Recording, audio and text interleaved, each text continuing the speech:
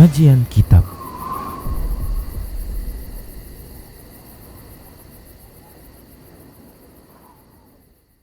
Bismillah, assalamualaikum warahmatullahi wabarakatuh.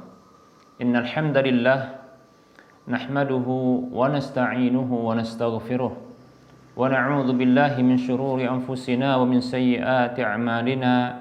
May yahdihillahu fala mudhillalah wa may yudlilhu fala hadiyalah. Wa asyhadu an la ilaha illallah wahdahu la syarika lah.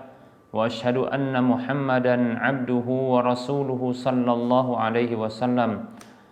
Qala Allah tabaraka wa ta'ala, ya ayyuhalladzina amanu taqullaha haqqa tuqatih wa la tamutunna illa wa antum muslimun. Ya ayuhan nasu taqu rabbakumul ladzi khalaqakum min nafsin wahidah wa khalaqa minha zawjaha wa bassa minhuma rijalan katsiran wa nisaa'a. Wattaqullaha alladzi tasaaluna bihi wal arham innallaha kana 'alaikum raqiba.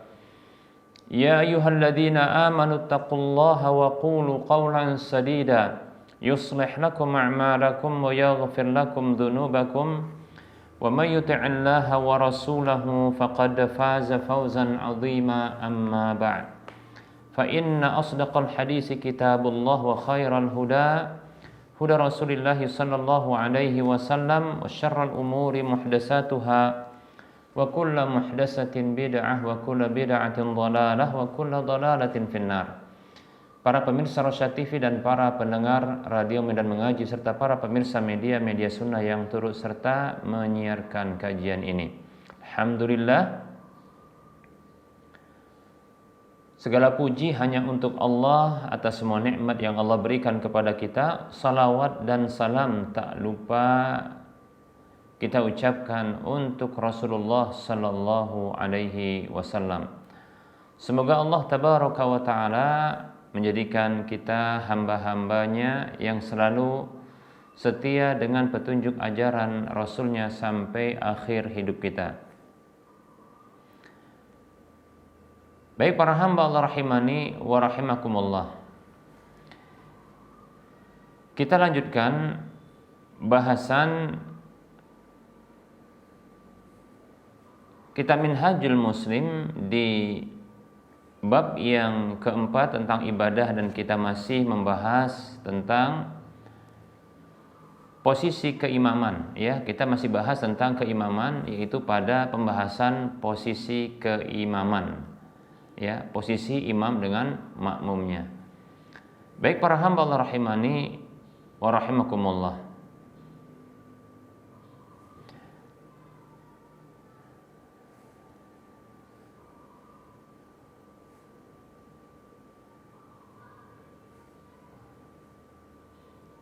baik, kita akan sebutkan posisi imam dengan makmum dengan jumlah makmum yang berbeda. Yang pertama,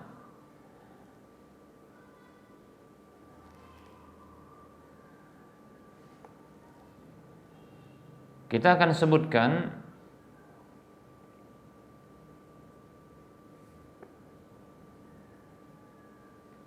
yaitu posisi seorang imam dengan satu orang makmum saja. Jadi cuma jumlah orangnya cuma dua, yaitu satu imam satu makmum. Bagaimana posisi keduanya?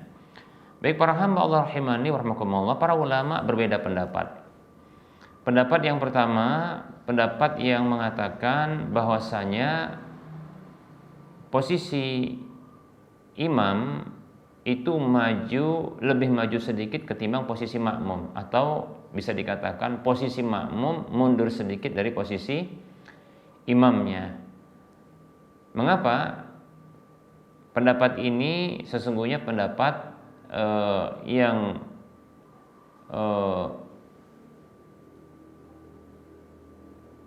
mengembalikan, ya, posisi imam itu adalah dari sisi bahasa, ya, dari sisi bahasa bahwasanya imam itu adalah orang yang di depan, demikian. maka tentunya posisi ini haruslah posisi berdirinya lebih ke depan ketimbang makmumnya. Nah, ini pendapat ulama-ulama mazhab Syafi'i. Baik para hamba Allah rahimani wa rahimakumullah, kemudian ada pendapat yang lain yang mengatakan bahwasanya antara imam dengan makmum satu orang maka posisinya sejajar. Ya, posisi sejajar, demikian. Nah, ini seperti pendapat ulama Hambali dan yang sependapat dengan mereka. Baik para hamba Allah rahimani wa rahimakumullah, pendapat yang kuat wallahu taala alam adalah pendapat yang kedua. Ya. Tentunya bukan karena madhabnya, tapi dikarenakan ada dalil yang mendukungnya. Ya. Jadi perlu kita ketahui, ya, kita tidak boleh taklid madhab, ya, kita tidak boleh taklid madhab, karena yang pantas untuk diikuti adalah kebenaran, bukan madhab. Dan madhab itu adalah sarana yang menghantarkan kita kepada kebenaran. Tapi bisa jadi, ya, sebuah sarana ini dalam satu masa atau satu kesempatan, satu momen, bisa jadi dia tidak sampai kepada kebenaran tersebut. Banyak faktor yang mungkin karena macet dan seterusnya. Ya.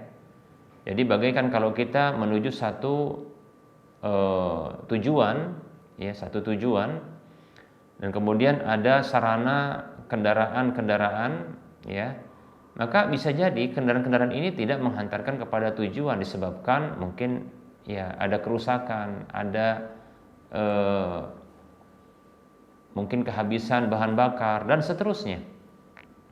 Namun sarana-sarana ini, di antara sarana tersebut ada potensi untuk bisa sampai kepada kebenaran. Oleh karenanya tidak boleh kita meyakini, ya, satu sarana itu bisa memastikan sampai kepada kebenaran, karena adanya potensi-potensi penghalang-penghalangnya, demikian. Ya. Nah, demikian pula madhab ini adalah sarana untuk sampai kepada kebenaran. Ya. Kita ulangi, ya.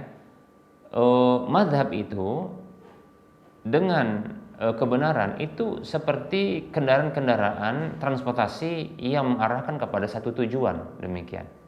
Ya. Nah, maka kita tidak bisa memastikan bahwasanya setiap kendaraan itu, ya, itu bisa sampai kepada tujuan. Tidak bisa. Kenapa? Ada faktor-faktor yang banyak yang bisa menghalanginya. Kerusakan di perjalanan, kemudian apalagi? Kemudian kemacetan, ya, kemudian begitu juga kehabisan bahan bakar dan seterusnya. Demikian pula mazhab-mazhab ini bisa jadi tidak sampai kepada dia kebenaran tersebut, walaupun dia berusaha untuk mengarah kepada kebenaran. Ya, nah seperti itu. Nah, oleh karenanya kita tidak boleh meyakini dan memastikan satu mazhab itu, ya, itu pasti sampai kepada kebenaran.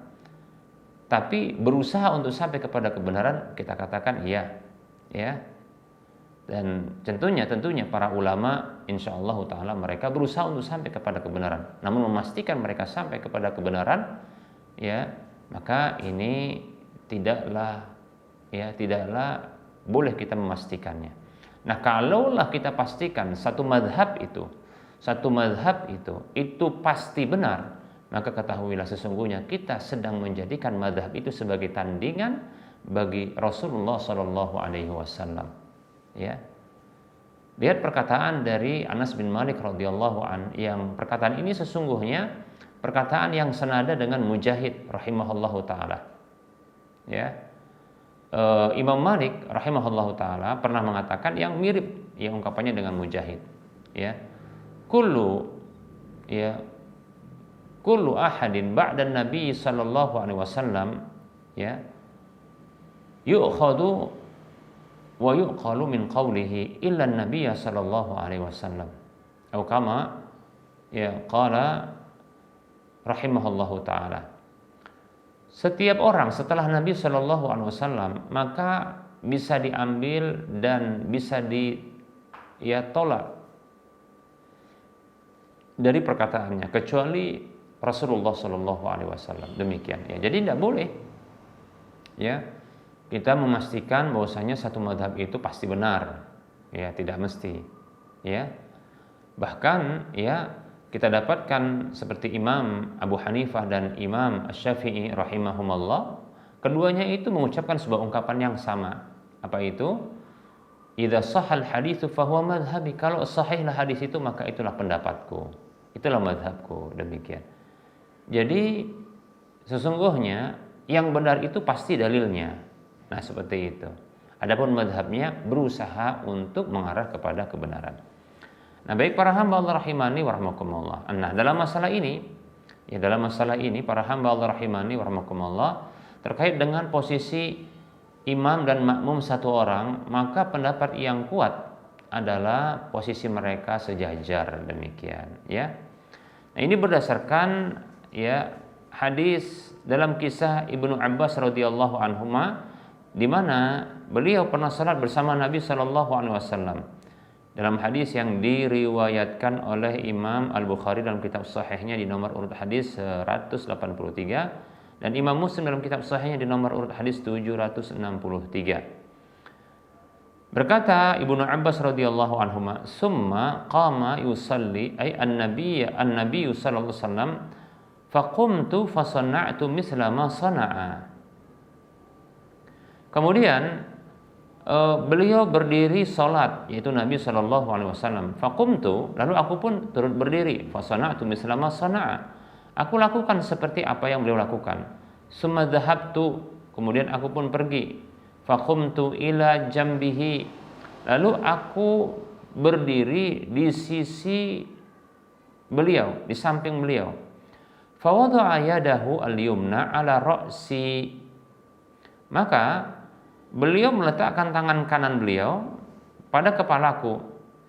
Wa akhadha bi udunayya al-yumna wa akhadha bi uduni al-yumna yaftuluha, dan beliau memegang telingaku yang kanan, ya, lalu ya menarik atau menggesernya. Maksudnya adalah bukan menggeser telinga itu, tapi menarik dengan telinga agar menjadi bergeser, demikian. Nah, seperti itu. Yaitu memposisikan beliau ya itu di sebelah kanan, ya. Jadi di sini sepertinya Ibnu Abbas radhiyallahu anhuma itu keliru posisinya, yaitu posisi di sebelah kiri Nabi sallallahu alaihi wasallam, ya, mengambil posisi di sebelah kiri, maka Rasulullah SAW itu memutar, ya, Ibnu Abbas radhiyallahu anhuma yang masuk sholat ternyata masuk di sebelah kiri, lalu memutarnya ke sebelah kanan, ya, dengan memegang telinga beliau, demikian, ya, itu telinga dari Ibnu Abbas radhiyallahu anhuma. Dalam riwayat yang lain disebutkan, falamma aqbala Rasulullah sallallahu alaihi wasallam ya ala salatihi khanastu fa shalla Rasulullah sallallahu alaihi wasallam falamma insarafa qala lima sya'ni aj'aluka hidai, ya, fatanahasu, ya. Baik. Nah, ini hadisnya menguatkan hadis yang barusan kita sebutkan, yaitu di mana ya Rasulullah Shallallahu Alaihi Wasallam ya memutar Abdullah ibnu Abbas radhiyallahu anhu, ya, radhiyallahu anhu, ya. Baik, kemudian ada kisah yang lain, yaitu kisah salatnya Jabir bersama Nabi sallallahu alaihi wasallam. Jabir mengatakan, "Faja'a fatawadda'a, tsumma qama fa shalla fi thawbin wahidin khalafa baina tarafaihi."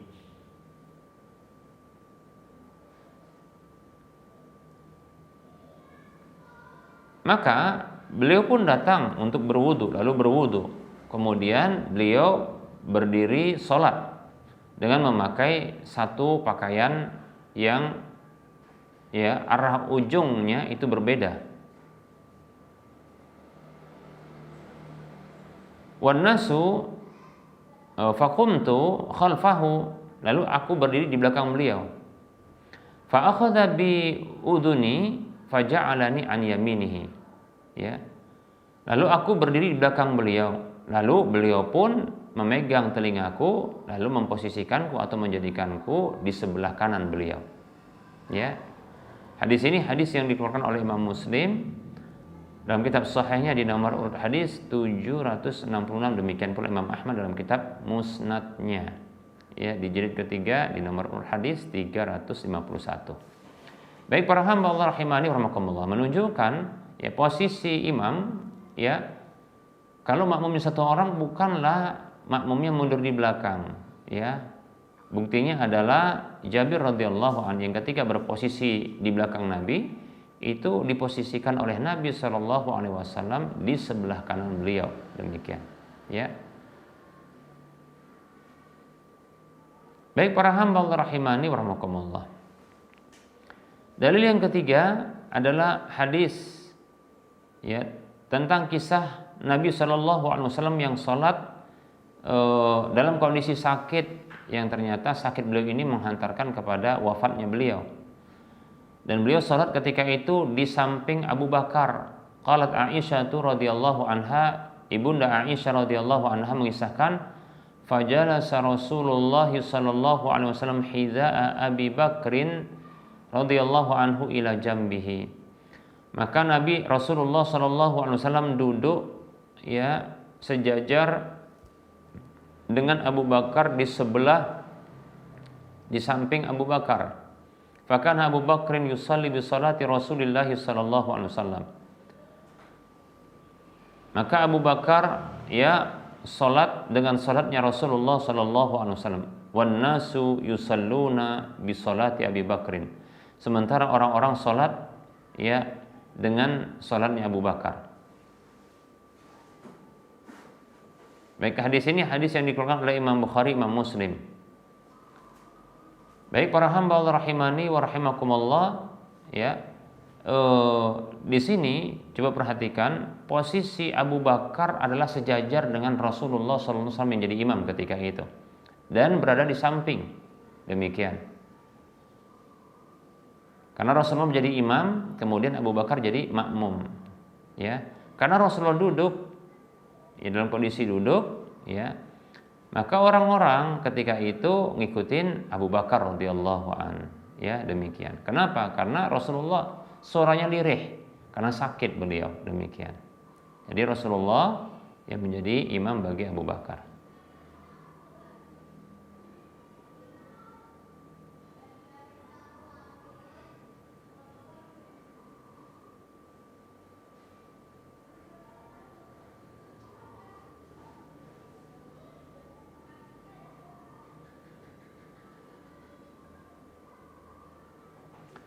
Baik para hamba Allah rahimani rahimakumullah, hadis ini hadis yang dikeluarkan oleh Imam Al-Bukhari dan Imam Muslim, tentunya hadis yang sahih. Baik, nah ini hadis, 3 hadis sudah cukup, ya, untuk menunjukkan, ya, bahwa pendapat yang kuat tentang posisi imam dengan makmum yang berjumlah 1 orang, maka posisinya sejajar, ya, bukan mundur sedikit, demikian, ya. Bukan mundur sedikit. Baik para hamba Allah rahimani wa rahimakumullah. Kemudian berikutnya adalah posisi, ya, imam yang mengimami orang yang lebih dari 1, ya. Jadi makmumnya lebih dari 1, 2 atau lebih, ya. Maka posisi makmum mereka berdiri di belakang imam dengan membentuk shaf. Nah, ini tentunya berdasarkan kesepakatan para ulama, ya. Bahkan para sahabat pun sepakat tentang masalah ini, ya. Demikian pula, ya, ulama-ulama setelah mereka. Kecuali Abdullah bin Mas'ud dan 2 muridnya, ya.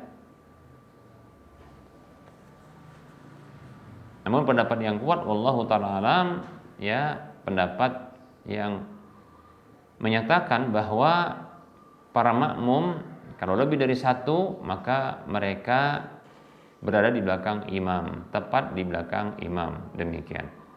Karena ada hadis dalam masalah ini, itu hadis yang dikeluarkan oleh Imam Muslim, ya, dalam kitab sahihnya di nomor urut hadis 3006. Demikian pula, ya, Ibnu Majah dan Imam Ahmad. Hadisnya panjang yang diriwayatkan oleh Imam Muslim, tapi kita penggal, ya, kita ambil syahid atau pendukungnya, ungkapan pendukungnya. Jabir radhiyallahu anhu mengatakan, "Summa ji'tu hatta qumtu an yasari Rasulillah sallallahu alaihi wasallam." Kemudian aku datang sampai aku berdiri di sebelah kiri Rasulullah sallallahu alaihi wasallam. Kalau sebelah kiri berarti Rasulullah di sebelah kanan. Kalau demikian berarti Rasulullah jadi makmum ini, ya. Fa akhadha bi yadi fa adarani. Lalu beliau memegang tanganku lalu memutarkan aku. Hatta aqamani an yaminihi, sampai beliau memposisikanku di sebelah kanan beliau. Nah, kalau seperti ini tepat, jadi makmumlah Jabir radhiyallahu anhu. Summa jaa Jabbar bin Sakhrin. Kemudian datang seorang sahabat yang lain namanya Jabbar bin Sakhrin radhiyallahu anhu. Fatawaddaa, lalu dia pun berwudu. Summa jaa, kemudian dia datang. Faqama an yasari Rasulillah sallallahu alaihi wasallam. Lalu dia berdiri di sebelah kirinya Rasulullah sallallahu alaihi wasallam. Nah, di sini berarti Rasulullah terapit. Ya. Lihat, sebenarnya hadis ini menunjukkan bahwasanya, ya, kalau posisi imam dengan makmum yang jumlah makmum satu orang, maka posisinya tetap di sebelah kanan dan sejajar, ya. Makmum di sebelah kanan dan sejajar. Buktinya Rasulullah memposisikan Jabir di sebelah kanan beliau, sejajar demikian. Namun tatkala ada sahabat yang lain datang, yaitu Jabbar ibnu Sakhrin radhiyallahu an, setelah berwudu dia mengambil posisi di sebelah kiri Rasulullah. Jadi Rasulullah diapit oleh dua sahabat ini. Fa akhadha Rasulullah sallallahu alaihi wasallam biyadaina jami'an. Lalu Rasulullah SAW pun memegang tangan kami semuanya. Fadafa'ana hatta aqamana khalfahu. Lalu beliau, ya, mendorong kami sampai memposisikan kami di belakang beliau, demikian. Ya. Hadis ini hadis yang dikeluarkan oleh Imam Muslim dan yang lainnya. Baik. Nah, ini satu hadis, bukan hanya satu hadis loh, ya. Kemudian ada hadis yang lain. Itu hadis Anas bin Malik radhiyallahu anhu. Ia mengatakan, "Shallaitu ana wa yatimun fi baitina khalfan Nabi sallallahu alaihi wasallam wa ummu Sulaim radhiyallahu anha khalfana." Kata Anas bin Malik radhiyallahu anhu, aku pernah sholat, ya, bersama dengan seorang anak yatim di rumahku di belakang Nabi Shallallahu Alaihi Wasallam. Jadi imamnya adalah Nabi Shallallahu Alaihi Wasallam, lalu Anas bersama dengan seorang anak yatim. Ini menunjukkan bahwasanya anak-anak itu tetap boleh disaf orang dewasa asalkan dia bisa sholat, demikian. Dan tentunya dia sudah bisa berwudu, bersuci, demikian, ya. Jadi apa kata Anas? Aku dan seorang anak yatim itu sholat di rumah kami di belakang Nabi Shallallahu Alaihi Wasallam. Jadi Rasulullah, Nabi Shallallahu Alaihi Wasallam itu sebagai imamnya, ya. Anas dan seorang anak yatim di belakang beliau. Wa ummi, sementara ibuku itu Ummu Sulaim khalfana, berada di belakang kami, ya. Hadisnya diriwayatkan oleh Imam Bukhari, Imam Muslim. Nah, ini menunjukkan bahwasanya kalau perempuan walaupun satu orang tetap di belakang posisinya, ya, di belakang posisinya, demikian. Nah, adapun Abdullah bin Mas'ud radhiyallahu anhu berpendapat bahwasanya kalau makmumnya itu dua orang, maka posisinya mengapit begitu, ya. Yaitu sebelah kanan, sebelah kiri, sejajar tapi mengapit. Nah, seperti itu.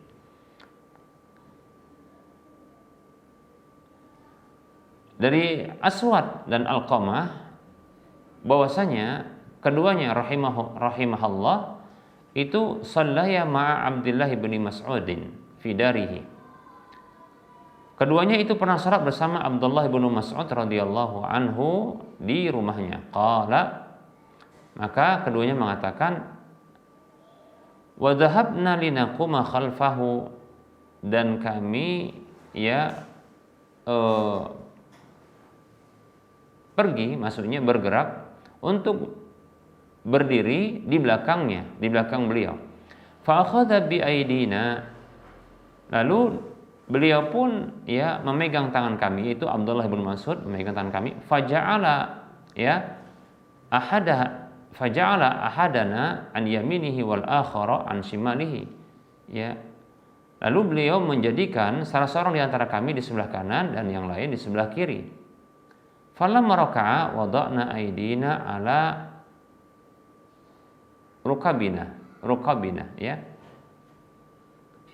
Tatkala beliau ruku, kami letakkan tangan-tangan kami di lutut-lutut kami.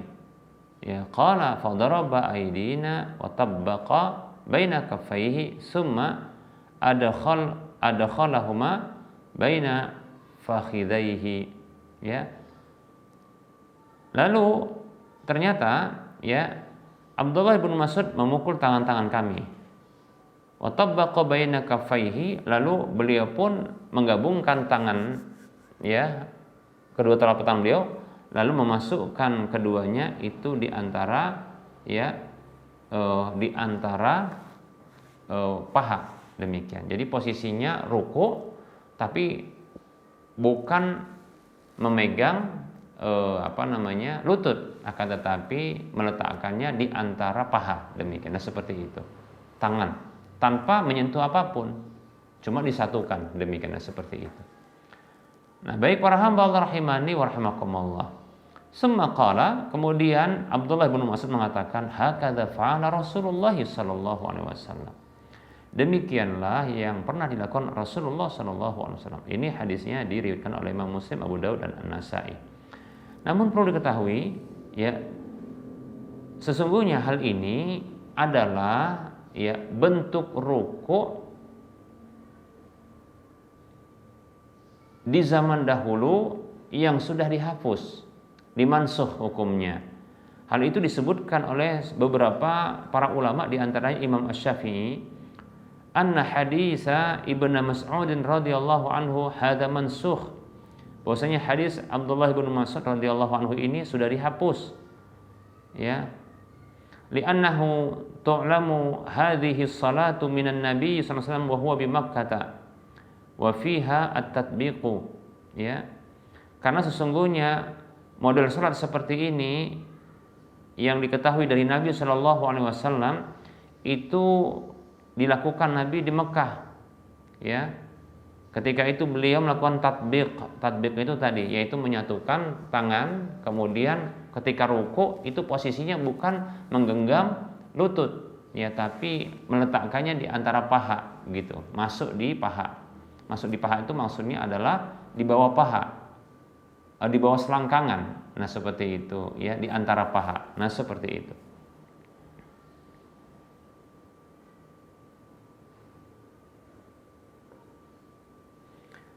Nah, hanya saja falamma qadiman Nabi sallallahu alaihi wasallam al-Madinah tarakahu. Maka tatkala Nabi sallallahu alaihi wasallam datang ke Madinah, beliau sudah meninggalkannya, Jadi ini sudah dimansuh hukumnya, demikian, Nah, di antaranya ini Imam Syafi'i yang mengatakan demikian. Jadi ini sudah dimansuh, hukum seperti ini sudah dimansuh, demikian, Hanya saja mungkin wallahu ta'ala alam, Abdullah bin Mas'ud radhiyallahu anhu belum memahami hal ini, bahwasanya hukumnya sudah dimansuh. Wallahu ta'ala a'lam.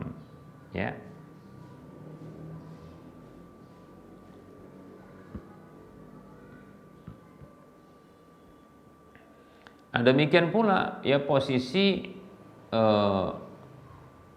posisi imam dengan makmum yang berjumlah 2 orang yang sejajar, mengapit imam di kanan dan di kiri. Namun wallahu ta'ala alam ini sudah dihapus, ya, demikian.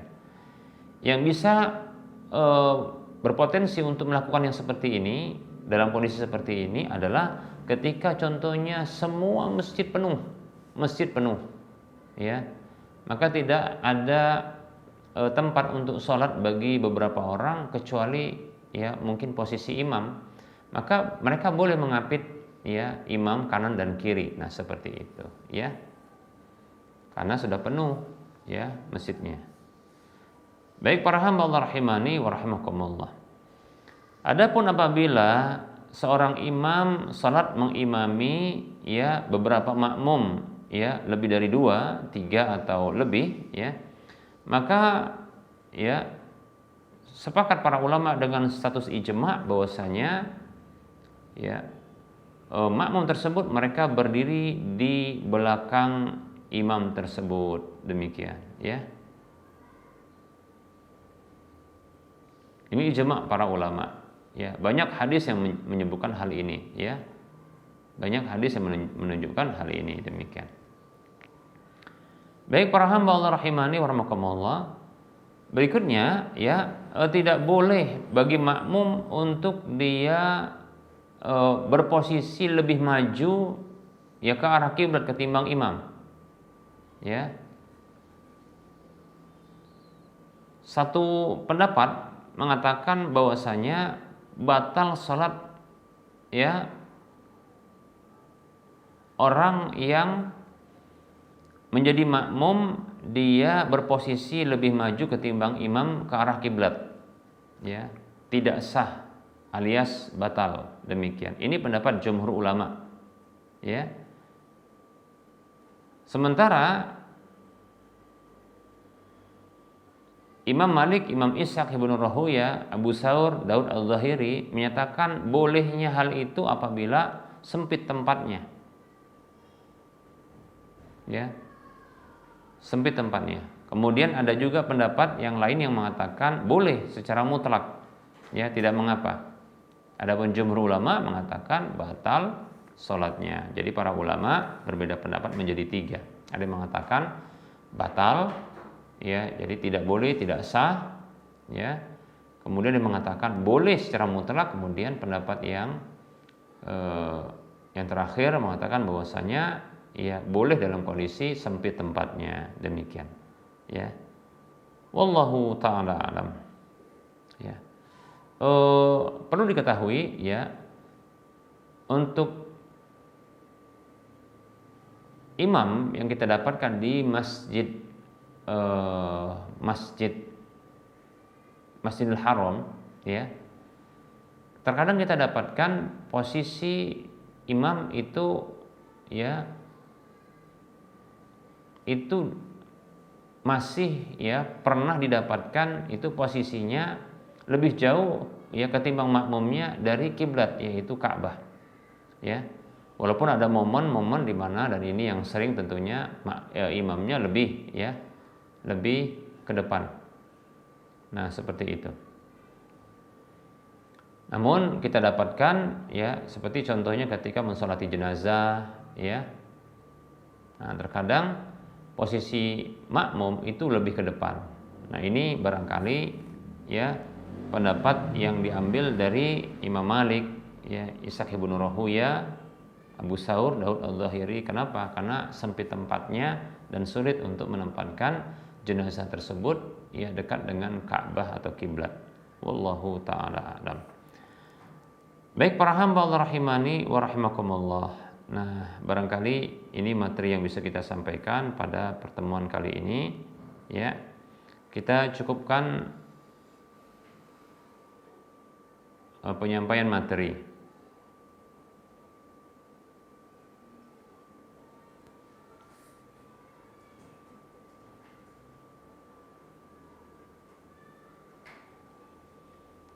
Baik para hamba Allah rahimani wa rahimakumullah. Ada pertanyaan, Assalamualaikum Ustaz. Ya, saya Gunawan mau bertanya. Ada kucing jantan ini, ya, membunuhi anak kucing, yaitu dengan cara, ya, melukai lehernya. sudah banyak yang dimatikan, ya, yang maksudnya dibunuh olehnya. Tidak cuma ya anak-anak kucing yang besar pun terkadang ya dihajar atau maksudnya dibunuh. Apakah boleh dibasmi kucing yang seperti ini, Ustaz?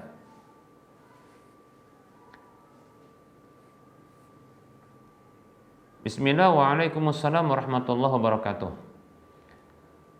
Para ulama membolehkan untuk membunuh hewan-hewan yang tidak boleh dibunuh asalnya, ya, ketika hewan tersebut betul-betul mengganggu, ya, ketika hewan-hewan tersebut ya betul-betul mengganggu, ya, mengganggu, menyakiti, demikian, maka boleh untuk dibunuh. Hanya saja, ya, bila bisa mendapatkan solusi yang lain tanpa harus membunuh, maka dilakukan. Ya, saya condong sebenarnya kucing jantan melakukan hal tersebut itu terkait dengan ya kekuasaan wilayah, nah begitu ya. Jadi memang begitu kalau hewan, ya, hewan ini, model hewan itu kalau dia ingin menguasai wilayah maka dia bunuh. Ya, memang begitu. Makanya kita jangan jadi hewan. Nah, seperti itu ya. Membunuh untuk mendapatkan kekuasaan. Itu model hewan yang begitu ya. Nah, maka wallahu ta'ala alam, saya condong caranya adalah ya menangkap kucing itu lalu dibuang, bukan dibunuh. Dia dibuang. Ya, diasingkan begitu dia dari tempat itu. Jadi saya kira itu bisa. Contohnya ya dengan ditangkap, ya, dengan cara menangkapnya diusahakan ya dengan sebisa mungkin, apakah dengan kerangkeng, ya, pokoknya bisa ditangkap. Kemudian jangan dibunuh, karena ada solusi lain. Kalau solusi lain, solusi membunuh itu ketika tidak ada jalan yang lain, ya, berarti darurat, kira-kira begitu. Ya. Tapi kalau ada solusi lain, maka hindari untuk membunuh. Dikhawatirkan dia tidak halal untuk dibunuh karena masih ada solusi lain. Apa solusi lainnya? Yaitu diasingkan, lebih tepat dipindahkan, ya. Yang jaraknya lumayan jauh. Jadi biar dia, karena dia sudah dewasa, ya, dia bisa mandiri, ya. Yang mudah insyaallah taala ya membuang kucing-kucing besar ini, ya, itu di wilayah pasar-pasar yang ada jualan ikan, nah seperti itu ya, jualan daging ayam, nah seperti itu ya. Insyaallah taala seperti ini, insyaallah dia bisa bertahan hidup ya. Wallahu taala a'lam. Baik ya, kita cukupkan kajian kita pada pertemuan kali ini karena sudah masuk waktu sholat zuhur untuk wilayah Medan dan sekitarnya.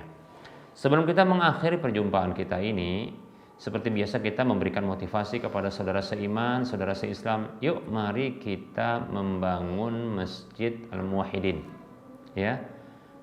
Dengan cara berdonasi, berinfak di jalan Allah Subhanahu wa taala. Nah, bagi siapa saja yang pengen punya sebuah rumah di surga, siapapun yang pengen ya mendapatkan pahala minimalnya 700 kali lipatnya, dan yang pengen juga mendapatkan pahala yang terus mengalir, yuk kita berinfak di jalan Allah dengan cara kita membangun masjid, mengarahkan sebagian harta kita ya untuk pembangunan masjid, rumah Allah, demikian. Masjid Al-Muwahhidin sedang dalam pembangunan. Silakan transfer ke nomor rekening Bank Syariah Indonesia di nomor 7127485 555 atas nama Yayasan Lajnah Dakwah Medan Kode Bank 451. Semoga Anda termotivasi dan semoga bermanfaat. Mohon maaf atas segala kekurangan. Kita ketemu lagi di lain kesempatan. Wassallallahu ala Muhammad wa ala alihi wa ashabihi ajma'in. Subhanakallahumma wa bihamdika asyhadu an la ilaha illa anta astaghfiruka wa atubu ilaika walhamdulillahi rabbil alamin. Wassalamualaikum warahmatullahi wabarakatuh.